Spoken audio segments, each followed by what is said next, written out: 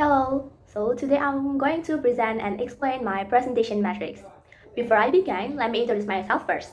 My name is Zavia Azzahra and my stand number is 023 and I'm from 2025 A class. The first is the topic. The topic of my presentation matrix is the hidden problem of billionaire philanthropy. I choose this topic because billionaire philanthropy is often viewed as something entirely positive. However, the debate video highlights that philanthropy might also have negative consequences, such as reinforcing inequality and increasing the influence of wealthy individuals.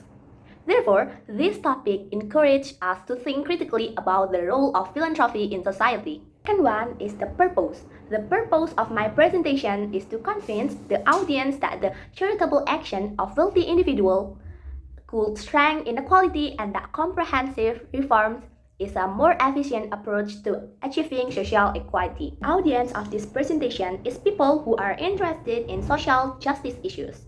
I selected this audience because the debate discusses social justice issues such as inequality, power, and fairness in society. The next one is action getting sentence. So my action getting sentence is many people believe that the philanthropic action of billionaires are always motivated by good intention and bring benefits. However, behind the large donation and charitable initiatives, philanthropy can also widen inequality, shape public perception, and perpetuate the dominance of wealthy elite.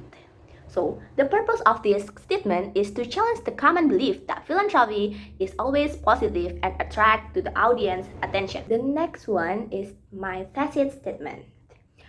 Philanthropy by billionaires is problematic because it can reinforce inequality, stifle independent criticism, and grant excessive power to wealth owners rather than promoting fair and democratic solutions. The next one is sentence of method. Philanthropy by billionaires actually does more harm than good because it perpetuates social injustice, reinforces the power of the elite, and diminishes the urgency for system change.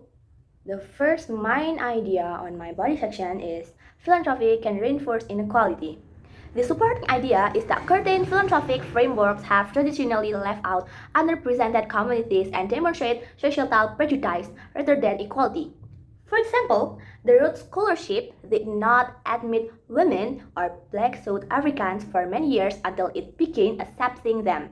This example shows that philanthropy does not always create equal opportunities for everyone. My second main idea is that billionaires gain enormous influence through their philanthropic activities. The supporting idea is that wealthy donors can influence education, politics, and the media and public opinion by providing financial support. For example, an organization or institution might hesitate to criticize donors because it relies on the funds they provide.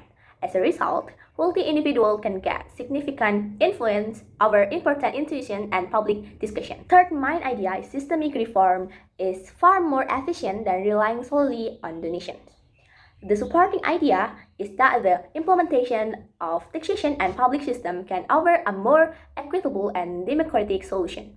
For example, billionaire entrepreneur Nick Hanner argues that the wealthy should pay higher taxes rather than relying solely on charity. This approach can help address social problems more fairly in the long term. In conclusion, although billionaire philanthropy might appear generous and beneficial, it can also reinforce inequality, strengthen elite influence, and limit true social equality. Then, throughout this presentation, I have shown that philanthropy can reinforce social bias, give exercise power to wealthy donors, create dependence among recipients, and reduce the need for systemic reform. Finally, while society should appreciate generosity and charitable contribution, it should also prioritize justice, transparency, accountability, and equal opportunities. Social progress should not depend solely on the decision of a small group of wealthy individuals, but on systems that benefit everyone fairly. Okay, I think that's all for my presentation matrix. Thank you for your attention.